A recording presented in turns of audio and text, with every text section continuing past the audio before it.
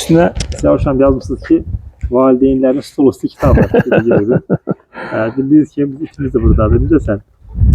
Ve biz Hocam bu ay iyul ayında zamanlaşan 30 didaktik məktub kitab müzakirə edəcəyik. Təəssüf yox, siz iştirak edebilirsiniz, amma bilirəm ki, siz bu kitabı almışsınız, hətta artıq oxumusunuz bildiyim qədərilə, bir çoxunu oxumusunuz. Evet. Ben çok beğendim bu kitabı. Burada 30 məktub var. Müxtəlif alimlərin, yazıçıların, indi bu kitabı oxuyanlar üçün deyirəm. Bəziləri övladlarına yazıb, bəziləri qardaşına, dostuna, nə bilim də belə ictimai məktublar da əksəriyyətli, didaktik məktublar. Nə düşünürsünüz? Valideynlər bu kitabı niyə oxumalıdırlar və necə oxumalıdırlar sizcə? Aslında bu kitap her bir ailede, her bir ailen stol üstü kitap olmalıdır. Çünkü birinci bu mektuplar o elə insanlar yazıb ki bu mektupları, mesela Dostoyevski, Tolstoy, Charles Chaplin, yani hem özlərini həyatda tapmış, ifadə eləmiş, yani dünyaca məşhur, tanınmış insanlardır, yazıçılardır. Yani bir iz qoyub getmiş insanlardır, yani insanlıq tarixində. Hem özlərinin mütəfəkkir, qeyri-adi gözəl fikirləri ilə, insanlıq tarixində iz qoymuş fikirləri ilə, əsərləri ilə. Yəni bunlar bir insanlıq tarixində bir nümunədir, bir rol model insanlardır ki, şəxsiyyətlərdir ki, hər birimiz bunların həyat tarixini, həyat tərcümeyi halını, bioqrafiyasını oxumalıyıq, bilməliyik, yazdığı əsərlərlə tanış olmalıyıq əslində. Yani bunlar bəşəriyyət üçün nümunəvi insanlardır. Yani bəşəriyyətə yol göstərici insanlarıdır. Bəşəriyyət tarixində yol göstərən insanlardır. Yani ona göre bunlar eyni zamanda hem özlerine kadar gelip olmuş, bütün ədəbi irsi, fəlsəfi irsi böyük bir ölçüdə mənimsəmiş, özününkiləşdirmiş insanlardır. Onlara göre de bu baxımdan, hər mənada bu baxımdan onların fikirləri çox dəyərlidir. Onların, bəli. Biz bunu rayonda müzakirə etdik, Qaxda mən olanda valideynlərlə çox maraqlı oldu. 30'a yaxın valideynlər. O da bir valideynin, bir iştirakçının qəşəng fikri oldu. Deyir ki, ben bu kitabı oxuyandan o qənaətə gəldim ki, deyir, o vaxtı da deyirsən, deyir, övladlar, uşaqlar valideynlərini çox dinləmirmişlər ya da kontaktda çox diyaloqa gəlmirlərmiş. Bu məktub metodundan istifadə ediblər də, yəni ki, məktubu məcbur oxuyursan axı.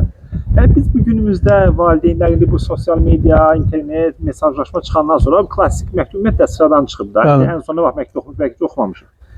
Bu məktub yazmaq indiki günümüzdə də yaşatmaq olarmı? Bunun nə kimi faydası var?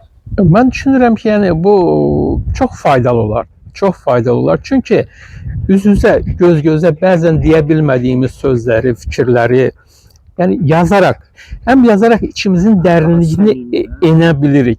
Özümüzü yazarak özümüzü elə bir növ kənardan görebilirik. Kənardan özümüzü müşahidə edebilirik. O gözlemleyen bir şuur deyilən bir anlayış var. O gözlemleyen şuur elə ki o məktubu yazan odur. O müşahidə edən şuurdur, yani ki gerçək şuurdur. Ya bizi bir analizden keçirdir. Bizi elə ki iki mən həmin məqamda ortaya çıxır. Yani o anlamda yani mektup yazmak çok faydalıdır. Çünkü mektup yazarak biz özümüzü de kəşf edirik. Bəzən özümüzə deyə bilmədiyimiz sözləri məktuba köçürdə bilirik. Məktub vasitəsilə rahat deyə bilirik. Həmin şəxsin üzünə deyə bilmədiyimiz sözləri məktub vasitəsilə. Hətta belə bir məsləhət var ki, belə bir yani özünü müalicə üsulu var ki, bir insana qarşı sənin həddən çox qəzəbin varsa, nifrətin varsa, o iskan tərəfindən xəyanət uğramısansa, yani ondan azad olmanın en yaxşı yolu ona mektup yazmaktır. Mektup yazmak. Gündəlik kimi də, gündəlik yazmaq çox faydalı. Çox, mən yəni çox valideynlərə məsləhət görmüşəm və istərəm ki, bütün valideynlərə məsləhət görürüm ki, övladınıza hamilə qaldığınız vaxtdan gündəlik tutun və övladınız nə vaxt ki artıq özü yazmağa başlayır, ondan sonra o gündəliyi o davam elətdirsin və irəliyə doğru bu çox, yəni elə bir ki təsir edici, dəyişdirici, yəni öyrədici bir vasitə ola bilər, rola sahib ola bilər. Siz olmuşsunuz həmin müzakirəmizdə, biz valideyn kitab klubunda ilk müzakirə edilmiş kitab, səhv xatırlamıramsa elə Uşaq Ürəyi kitabı olmuşdu, bəlkə səhv edə bilərəm. kitablardan birisi o idi ən azından. O uşaq ürəyi İtalyan pedaqoq Edmondo de Amicis tərəfindən yazılıb. Əslində onun oğlunun 3-cü sinifdə yazdığı gündəlik əsasındadır. Bəli, Uşağın bir il ərzində dərs başlayandan dərsin sonuna qədər hər gün yazdığı müşahidələridir. bəli. Atası onun üstündə düzəldib, öz fikirlərini də yazıb. Orada atanın məktubu, ananın məktubu, uşağın fikirləri çox maraqlı bir kitab hərəkətə gəlib. Hətta mən nəyə fikir verirəm? Telefonumda mənim çox videolar var. Uşaqların az yaşlı olduğu vaxtlar, körpə olduğu vaxtlar. Videolara baxıb çox maraqlı gəlir ki, o anlar keçib vardı. Videoda ancaq qaldı əlimizdə. Bəli. Deyirsən ki, kaş indi o vaxtlar olsaydı bəlkə də daha fərqli nəsə eləyərdi. İndi yəqin ki 10 il, 20 il sonra da deyəcək ki, Bəli. bugünkü vaxtlar olsaydı. Bəli, bəli, bəli. Bizim uşaq təzə doğulanda yoldaşımın yazdığı belə qeydlər var. Onu arada oxuyuruq. Nə bilim, məsəl üçün də Məhəmməd Əmin iməkləməyə başladı filan tarix. Yəni Məhəmməd Əmin ilk bu sözü dedi. Bu gözəl bir hisslərdir də. Çox, Çünki bu çox, telefon dövrü təəssüf ki, bizə bu hissləri, bu yazmanı biz unutturubdu. Çox şeylə fotoda qalıb gedir. Telefonu bəlkə köhnələcək, itib gedəcək, amma yazılan şeylər davam qalır. Bəli. Bir faydalı üsuldur. Caşam çox sağ olun bu günü. Sağ olun. Məni qonaq elədiniz burada. Siz sağ olun. Sağ olun. Mənim üçün çox xoş oldu. Və bir də mən sonda sizdən nəyi soruşardım? Nədir siz özünüz bəs heç məktub yazmısınızmı? Yazmağı düşünürsünüzmü? Övladlarınıza yazmısınızmı? Ənənəniz olubmu? Mənim böyük qardaşım var idi.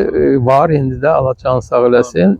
Moskvada oxuyurdu. Moskva Dövlət Universitetinin aspiranturasında oxuyanda ona məktub yazırdım mən. Mən yazırdım. Yəni bəli, yəni mən əgər təkrar həyata başlasaydım, bəli, övladlarıma mütləq, bəli, mən onu övladlarıma yazardım məktub. Məsələn, şimdi mən sizə sözü kəsən baxışım, Charles Chaplin'ın məktubunu oxudum. Onun övladı xaricdə təhsil alır. Bəli. Övladım bir dənə qəşəng bir məktub yazır. İndi oxumam, sonra baxarsınız, çox maraqlıdır. İndi sizin də övladlarınız bildiyim qədəri xaricdə yaşayırlar. Yəni siz məsələn hələ ki məktub yazmamısınız bildiyim qədəri. Xeyr. Bəlkə yazasınız bu videoda bir söz verin, bir yazın onlara bir məktub. Necə olar? Onları bəlkə istəyirlər bu videoda. Düşünürəm ki, onlar üçün artıq o maraqlı olmaz. Nəyə görə? Yəni çünki mən bütün hisslərimi, duyğularımı, düşüncələrimi artıq bölüşürəm onlarla. Bəli, bölüşmüşəm. Yəni bəli, bizim üçün yəni bir-birimizdə yəni gizli ola bilən, bir-birimizi kəşf eləmədiyimiz, bir-birimizin içində gizli saxlanmış olan hansısa bir güşə yoxdur. Yəni biz çox rahat hər şeyimizi, hər bir yəni problemimizi, hər sevincimizi, kədərimizi bir-birimizdən bölüşə bilirik. Yəni nəvələrimizə məktub yazmaq istəməzsiniz? Onu yazmaq istərəm. Onu çox məmnuniyyətlə, bəli, çox gözəl bir fikirdir. Bəli, mən yazmaq istərəm onu, bəli. İnşallah. Yəqin ki, düşünürəm ki, yazıb mən saxlayaram belə bir məktub. Bəli. Sağ olun. Xoş bir söhbət oldu sizdən. Sağ olun, çox sağ olun. Mənim üçün də çox xoş oldu. Video məktubumuz olsun ikimizin. Çox sağ olun. Sağ olun. Hörmətli valideynlər, biz iyul ayında sizlə bu zamanı aşan 30 didaktik məktubu müzakirə edəcəyik. Sağ olun. Sağ olun.